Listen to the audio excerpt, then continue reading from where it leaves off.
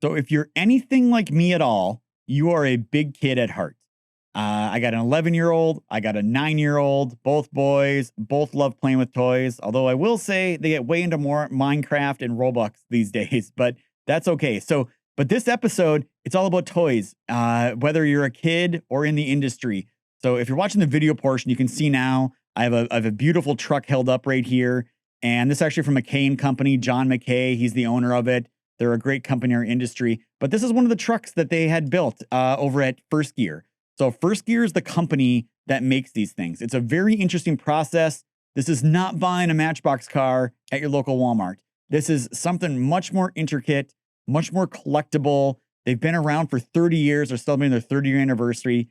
My company's been around for 8 years. I can't imagine it making 30 years and surviving as a company, especially when the toy industry that's really been kind of decimated a lot with online retailers, Toys R Us going bankrupt, all these things. But they've carved out a great niche, a great product. It's not just trucks they do all kinds of things. Erica's on this episode. She's going to talk a lot about their company, what they do, how they do these things. So I hope you enjoy the episode. And without further ado, let's go ahead and we'll kick you into the episode.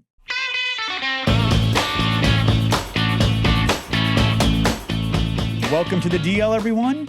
We are here today to talk about my favorite subject matter of all time. And this is not only because I have boys, I consider myself a big kid as well.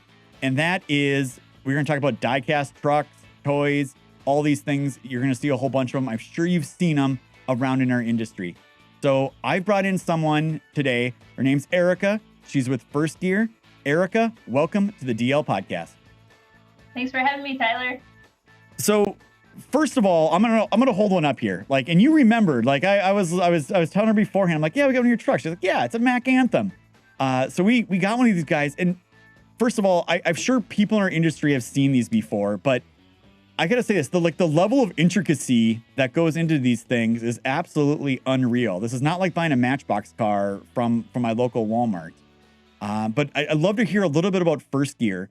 As I understand it, you guys have been around for a little bit, and you got some milestones you're hitting here over at your company. Absolutely. So we were founded 30 years ago in Dubuque, Iowa, which is right down the road from where our current headquarters is right now in Peosta, Iowa. And for 30 years, we've been making these highly detailed diecast replicas for all different types of customers. You know, we target different industries, the trucking, construction, utility companies, you name it, we do it. And you're absolutely right. Our replicas, they aren't your standard Hot Wheels vehicle that you may pick up at Walmart. When we go and design these products, we make sure that we are making them as authentic as possible. And we also incorporate a lot of detail. Yeah. So I guess what I'm interested in is the process, right? So like, I know we went through this with your company. And when I first started, I was like, oh, just call them up and order a truck. And I'm sure we'll have it like in 30 days and a whole bunch of them. But it's a bit of a process from what I understand with the design and everything. Can you talk a little bit about what happens when a customer's like, hey, I'm interested in buying a bunch of these trucks? Like what goes on? What's the process like? Absolutely. So a lot of people are familiar with, making custom hats, custom t-shirts, where you just call and within a week or two, you've got a bunch of swag on your doorstep. Unfortunately, our products do take a lot longer because we actually shoot these metal die cast parts. Then once we shoot them, we have to go and take them apart, make sure we go and paint them appropriately, add graphic decoration where it's required. And then even from a packaging standpoint, if the customer would like their package decorated with their logo or company information, we can do that as well. And all of this is done overseas. So typical lead time is about 6 months for a custom product. Yeah. So do you guys have to do that it seems like you have every make model possible. Is it, at least let's talk about commercial trucks first. Is it like the sky's the limit, or is there certain models you can't do? And do you have to like retain the rights from Mack, or how does that work when it comes to making a diecast replica? Absolutely. So we work with all the major OEMs, Mack, Peterbilt, Kenworth, International, Freightliner, Volvo, you name it, we work with them. And we have all officially licensed product. So when you get it from us, you know that we are working with them and we are meeting their specifications for what they would like with their replicas. Now, when we go to production with these units, a lot of it is OEM driven. So if they want to have specific features on the diecast replica, we make sure to incorporate that. And part of the reason why the lead time is so long is because a lot of times when we go and produce these for customers, each model is unique, and it's not economical to have thousands of these just laying around because everyone will be different, and it's not easy to just go and paint them a certain color or add graphics as needed. Yeah. Again, they're just so intricate and so different. So, like another example I have here. So, John McKay, we've had John McKay on the podcast before, and as I understand it, he's got actually quite a collection of diecast in his lobby at his office there. So I can imagine he's had quite a few of these come through with you guys. But this is an older one. This is a Ford, right? Like Ford's been out of business selling commercial trucks. I know Sterling, and then Sterling obviously was discontinued by Daimler. So what do you do on like these old ones? Is there still IP? Like if I ask for like an old model truck that doesn't exist, can you just do that, or do you have to go track somebody down, or what's that look like? We can do that. So with your newer model trucks, we partner with the OEMs, and they provide us with actual engineering files that we can reference when we are laying out the 3D patterns and doing the tooling process. Now, if it is a model that's been discontinued for years, what we can do is, possibly reach out to OEMs who may have that information, but if they don't have that information, we'll find the unit out in the field. We'll have our engineers go out there, take measurements, write down details about what features would need to be incorporated into the design, and then we'll go ahead and roll that out into new die-cast tooling. So I see behind you here, for people watching the video portion, you have like all kinds of other things besides trucks. Like I honestly, up until recently, I thought you guys only did trucks because I guess I'm in the truck market, right? But it looks like you got farm tractors and excavators. Like what else do you have there? Like what, is there really a limit here? Yeah. So our specialty is your die-cast truck replicas. This is a 1/64 scale model. It's similar to your Mack Anthem. But in addition to that, we can do different sizes. We work with Komatsu to make replicas of their mining equipment. This is an example of one of their dump trucks. It is 1/50th scale. It is quite heavy. And what's awesome about it is even when we're doing these larger models, we're still incorporating lots of different features. So this particular one, you can open up that dump. And even if you look at the front, you can get all that ladder detail in there. Another industry that we work with quite a bit is some of your construction. So this is a front discharge mixer, and same thing where you can even get that drum to roll. And on the side, if you want your graphics on the cab, or go and put a year on the tank so that you can designate when it was produced, we can incorporate all that. And even the back ends of these can even open up to show that engine detail. Another item that we can do is a dump truck. That's smaller scale. This one is considered 1/34 scale. It's a matte granite. You can even put that snowplow feature on the front, which is a lot of fun. Farm and ag industry is really big. This is an example of a case Sager 485 that we produce for them. All of these have free rolling wheels, so you can go and drive them wherever you like. And if you're looking for something other than die-cast, we can do things such as holiday ornaments. This is an example of a waste management truck that we did for them. Another fun product line we have are our Lego compatible building block sets. And these are all customizable as well. You can pick the colors. You can even pick what detail you would like on these little action figures. So it's a lot of fun. We can cater to all different industries and help people with their branded promotional product needs across the board. Yeah, no, that's awesome. I didn't realize like the Christmas ornaments and you have the Lego compatible stuff. Now my mind's going. Now I'm kind of smiling here to Kara across the camera. I'm like, can we get some of this cool stuff around here? Because I'm just kind of a big kid at heart when it comes to these. So a question though about like the different ratios, right? The 1/64th, the 1/50th. Is there something that's like more desirable, or what? Is there a reasoning behind those, or is it just like people want certain sizes? What's the meaning behind all those? Absolutely. A lot of it is driven by how desirable things are. So historically, your tractor trailers, such as this one, which was 1/64th, it's about 12 inches long. That's what we do for the trucking companies. We've even done models for the towing industry that are that same scale. And they still have a lot of fun functionality to them. As far as the construction equipment and utility companies, whether it's a bucket truck or a digger derrick, a lot of those items are 1/34 scale. They're a bit larger. And it's just kind of been industry driven as to what people prefer.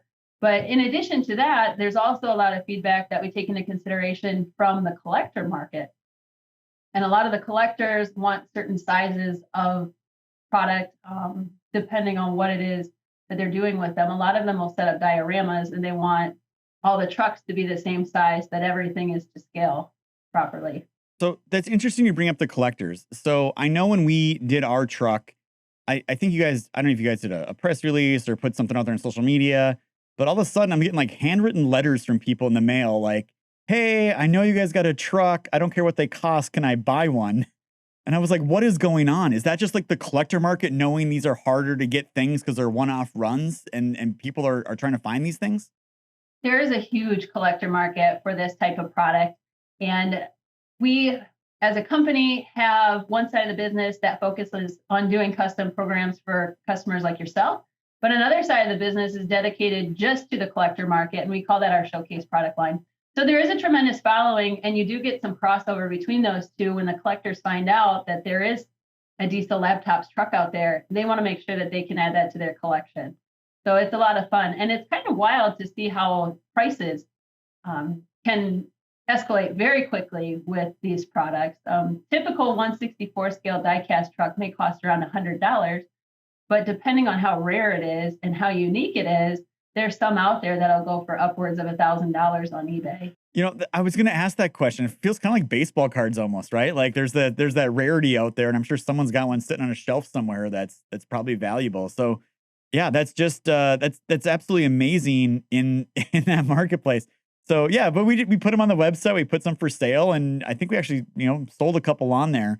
And by the way, I know I told our team to like, hey, go talk to First Gear to get another set coming. Is our team working with you yet on that?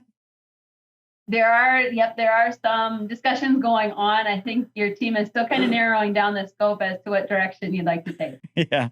Well, I appreciate everything you guys are doing in that industry. And one of the things that you mentioned before we came on the air was the fact that you're saying, man, there's not many companies left in the industry. Can you talk a little bit about what's happening? Is that just the toy industry in general? Is it the collector industry or consolidation? What's kind of happening in your world? Sure. Well, a lot has happened, in the 30 years since our company was founded. Our founder actually came from Earl. And over the years, some of your bigger toy companies, they've been acquired and bought out. Even for us, that first year, we purchased Diecast Promotions. That company was a leader in the 1/64 scale tractor trailer market for decades. And we ended up purchasing them, and that's how they were acquired. But a lot of that has happened in the industry. And then even from like a collector following, some consumer preferences have changed over the years. And if you're not evolving in this industry, unfortunately, you go to the wayside. Well, let's talk about supply chain a little bit. Like I always like to ask other companies how they're dealing with it and how they're handling it. I know with us, man, 2 years ago we came out with this new tool. It's really cool. It's the phone, had a bunch of chips in it, and then we sold out. And then it took us like a year and a half to get more. Have you guys? How's the supply chain? Because I know obviously you're doing some stuff overseas and whatnot. Are you guys okay there? Is it backlogs? What's it looking like from your side? Oh, absolutely. It's been wild, especially with COVID. We experienced a lot of the same delays that other people were experiencing who import product. Even though our headquarters is here in the United States, we do produce these overseas. So we have containers being loaded on boats. And once the boats hit the ports, whether it's West Coast or East Coast, you need to get it loaded on the rail. And unfortunately, if the rail's not moving, your product's not moving. But once you do get those trains moving, the final leg usually is on a truck with a chassis, and then it's delivered to our facility. A lot of talk this week has been what's going to happen with the rail. And it sounds like we may have some good news there. So luckily, we won't have to experience those delays.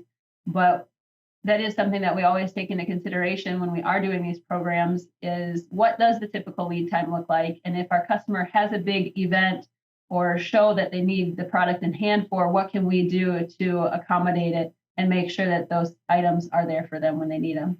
Well, it sounds like you guys are working through it just like we're trying to work through it. And I think if any, it's actually really interesting. 2 years ago, everyone was kind of upset things weren't at the stores and they couldn't get things or took 2 months to get a washer and dryer. Everyone kind of now seems to be like, yeah, it is what it is. They got to deal with these things. And I guess I was looking there, like people at Diesel are always asking me, well, do you guys do automotive? And I try like heck to just like not do automotive. I kind of get drug into a little bit, but I didn't see any samples of automotive, but that seems like a big market. Is that just something you guys kind of stay away from and stay in your lane, or is that a piece of the puzzle as well? It is a piece of the puzzle as well. We work with OEMs such as Chevy, Ford. For a while there, we were working with Dodge, and typical scale for those is 1/25th, which is a bit larger. So there's still definitely a market there for it. But as far as popularity goes, it is a little less popular than some of our other items. Yeah. Well, I love everything you guys are doing over there. Again, it sounds like every industry, right? It's got its challenges, it's got its ups, it's got its downs, it's got all these things going on. Anything big coming down the pipeline? And Driver Appreciation Week, you were just saying, so it sounds like it's your busy season. What do you guys have going on over there? Yeah, Driver Appreciation Week is very big with not only trucking companies, but also companies like yourself that help, whether it's truckers or 3PLs, that sort of thing. A lot of these companies will make custom replicas to use as giveaways. Another big thing that happened for us this week is with our 30th anniversary, we've been dropping limited production runs of trucks. And we dropped one earlier this week and it sold out within a matter of hours. It was just wild. Well, I was going to ask that. Do you guys do like some normal stock runs then, it sounds like, of just generic stuff to sell and the custom? Is it two different things you guys do? Absolutely. It's two different things that we do. So one side we do that custom and the other side we cater to the collector market, and that would be our showcase product line. Yeah. So when you do the runs, is that just on your website, or do you guys have distribution, or where do people find those things? Absolutely. So when we do those runs, you can see them a lot of times on our website. We also partner with an extensive dealer network where some of these dealers, they're exclusive runs that they get their hands on. So you need to reach out to them if you want to get your hands on certain items. Yeah, I can see the whole collector angle here, right? Like I remember like Beanie Babies at McDonald's back in the day, right? Like people be lined up for hours just trying to buy Beanie Babies because like I might be the one that comes out just this day or whatever it was. So I get it. I've been looking for a hobby. I mean, I always go back to the diecast stuff. I'm like, man, but I know myself. I'm like, man, I'm gonna go on eBay. I'm gonna go to these places and just like buy a bazillion of these things and probably screw myself up doing that. And then I'll get somebody who's probably not happy at me at home, right? But it's a pretty amazing collection. Like I was talking about McKay and a company, just seeing pictures of their lobby, I can just imagine there's a lot of collectors at their houses with these big displays. Have you seen some of these? Are there like mini museums out there that have collector items like this? Absolutely. Yes. The crew down at Freight Waves, I know they have Freight Alley, which is a whole area full of trucks over the years. Some of them are fallen flags trucks that are no longer, out there on the road. Some of them are, trucks that you look out your window and you might see running down the road.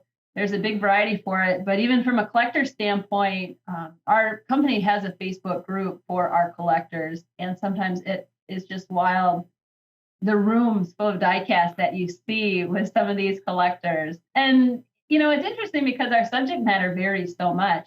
We dabble in a little bit of your pop culture. So we did an Elvira truck last year. We've got some AC/DC trucks. If you're big into rock music, you can pick those up.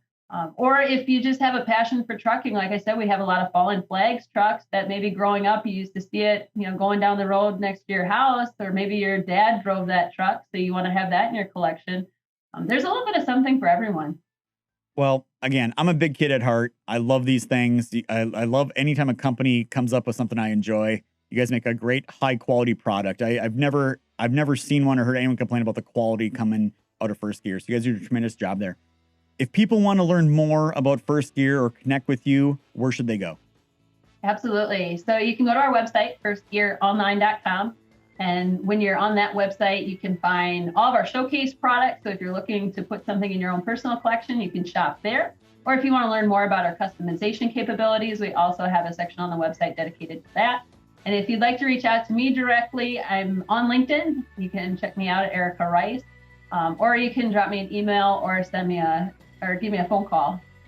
Well, I know for sure now that I'm going to go on Facebook here tonight and go join up to that the First Gear fan page, it sounds like, because that's the exact stuff I like to look at on Facebook. So thank you very much again for coming on. We're going to call this an episode. As we end every episode, it's not just diagnostics, it's diagnostics done right.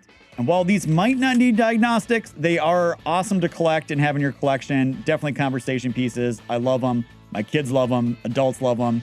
Check out First Gear. So thank you for watching and listening. Like, comment, share, subscribe. It all helps us. We'll catch you on the next one.